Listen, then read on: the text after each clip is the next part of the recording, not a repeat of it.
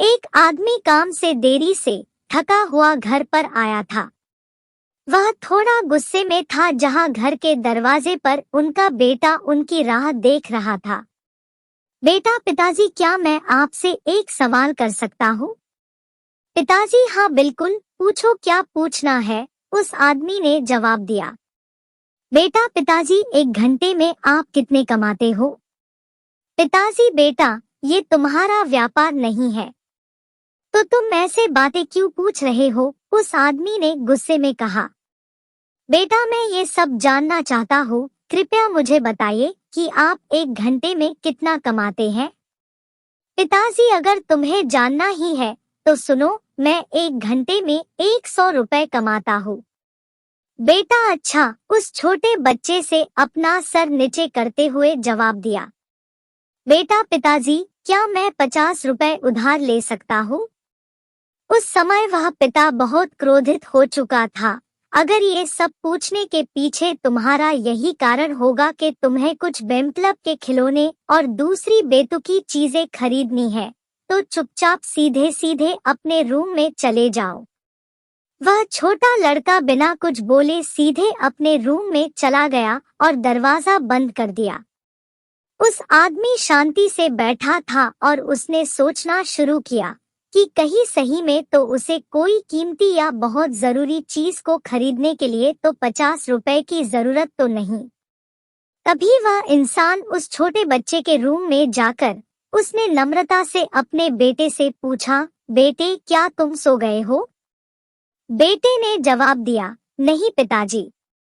उस इंसान ने अपनी गलती मानते हुए कहा कि मुझे ऐसा लगता है कि कुछ देर पहले मैंने तुम पर कुछ ज्यादा ही गुस्सा कर दिया।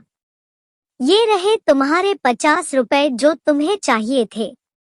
तभी वह छोटा बच्चा मुस्कुराया और कहा, धन्यवाद पिताजी। वह बहुत खुश था।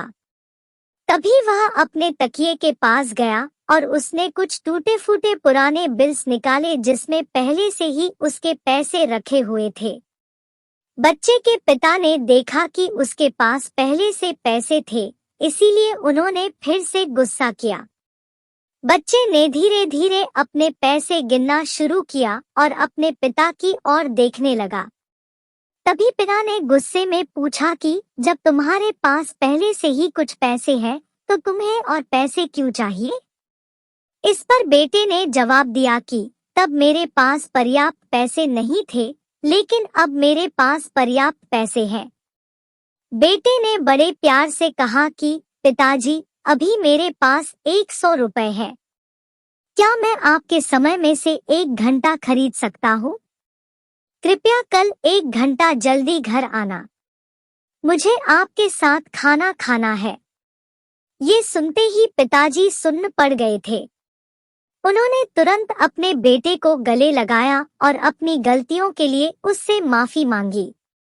हमें जीवन में यही बताया जाता है कि जीवन में कठिन परिश्रम करना चाहिए, और हम जीवन में यही करते चले जाते हैं। लेकिन जीवन में उन लोगों को समय देना बहुत जरूरी होता है जो हमारे जीवन में बहुत ज्यादा मायने रखते हैं। कभी कभी काम करते समय हम उन लोगों को भूल जाते हैं। हमें उन लोगों को थोड़ा तो भी समय देते रहना चाहिए जो लोग हमारे दिल के करीब है। आपका अपने करीबियों को दिया हुआ एक पल आपको भविष्य में निश्चित ही सहायक साबित हो सकता है। कई बार समय ना होने की वजह से हमारे करीबी ही हमसे दूर हो जाते हैं, और एक समय ऐसा आ जाता है जब जीवन में हम अकेले होते हैं और लोगों को देखकर खुद पर तरस खाने लगते हैं।